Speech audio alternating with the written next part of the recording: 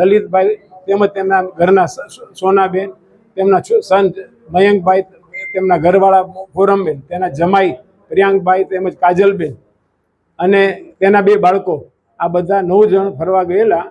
અને ત્યાંથી મનાલીથી ડેલહાઉસી જતા તે લોકોને રસ્તામાં અકસ્માત થતા બસ વાહન ખાઈમાં ખાબકતા તે લોકો આમાંથી 5 જણનું દુઃખદ અવસાન થયેલ છે, જેમાં લલિતભાઈ, સોનાબેન તેમજ તેના જમાઈ પ્રિયાંકભાઈ, કાજલબેન અને એમનું 1 બાળક જે દુઃખદ અવસાન થયેલ છે. સિંધી સમાજના 9 વ્યક્તિઓ પ્રવાસ કરવા માટે મનાલી ખાતે ગયા હતા.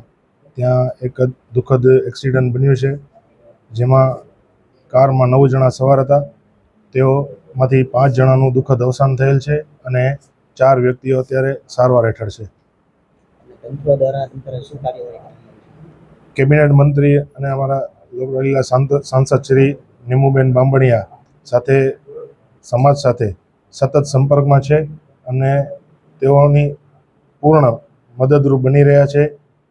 અને ત્યાંની જે પણ વ્યવસ્થા છે તેમના કાર્યકર્તાઓ દ્વારા ત્યાં અમારા સમાજના 4 જણા જે ગયેલ છે એમની સાથે સતત સંપર્ક કરીને તંત્રની સાથે રહીને ત્યાં અમને મદદરૂપ થયેલા છે. 5 જણાની દુઃખદ અવસાન થયેલ છે અને 4 જણા અત્યારે સારવાર હેઠળ છે. હું સિંધી સમાજ અત્યારે હાલમાં આ દુઃખદ ઘટનાથી પરિવારજનો સાથે સતત ઊભા છે. એમના દુઃખમાં અમે બધા સહભાગી બન્યા છીએ અત્યારે હાલે. અને હું ખાસ આભાર વ્યક્ત કરીશ આપણા કેબિનેટ મંત્રી શ્રી નીમુબેન બાંભણિયા બેનનો. સિંધી સમાજ માટે અને તમામ ભાવનગરીઓ માટે ખૂબ દુઃખદ સમાચાર છે.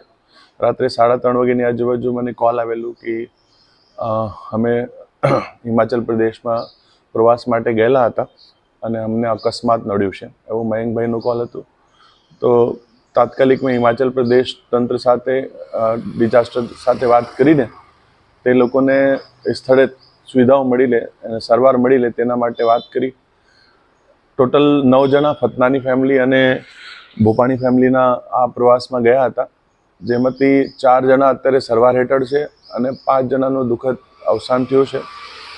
સમાજમાં ખૂબ દુઃખ છે, પણ હિમાચલ પ્રદેશના તમામ તંત્રે અને અત્યારે ગુજરાત પ્રદેશમાં પણ જ્યારે અમે અમારા સ્થાનિક ધારાસભ્યશ્રી, શહેર અધ્યક્ષશ્રી અને મંત્રીશ્રીઓને વાત કરી, એટલે મંત્રીશ્રીઓ અને શહેર અધ્યક્ષશ્રી તમામ પ્રદેશના આગેવાનોએ ખૂબ સારી રીતે અહીંયા મદદ કરવાનું આશ્વાસન આપેલું છે અને મદદ કામ ચાલુ પણ થઈ ગયું છે.